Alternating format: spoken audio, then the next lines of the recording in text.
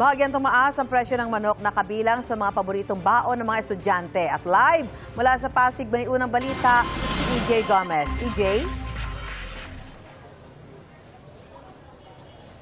Susan, good morning. Ngayong balik eskwela na nga ang mga estudyante, bukod sa pang-ulam, hanap din ng mga magulang ngayon ang pambaon ng mga anak.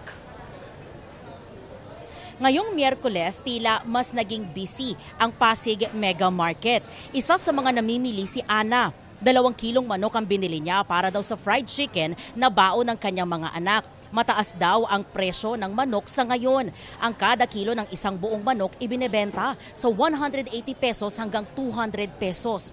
Ang choice cuts naman, 190 pesos hanggang 200 pesos.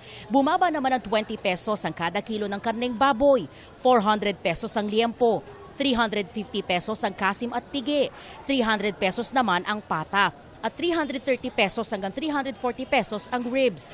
Karamihan naman ng gulay na sangkap sa paggisa ay wala namang pagbabago sa presyo ayon sa mga nagtitinda.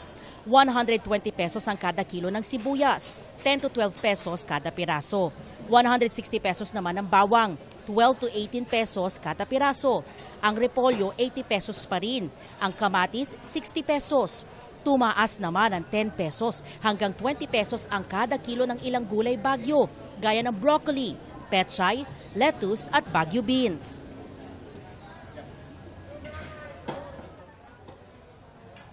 Mataas po ang presyo ng manok ngayon. Kasi po 180 ang isang kilo. 2 kilo, 360 po. Dati mga ano lang, 150. Mga pambaon po ng mga bata, pang-ulam. Pang-ulam na. Pang-ulam po, fried chicken. Fried chicken po. Yun lang bang mga gusto ng mga bata eh. Favorite? Opo, favorite po. Bumaba naman ang baboy. Ang bentahan, ganun pa din, mahina pa din. Wala naman silang pambili. Hindi rin naging mabili.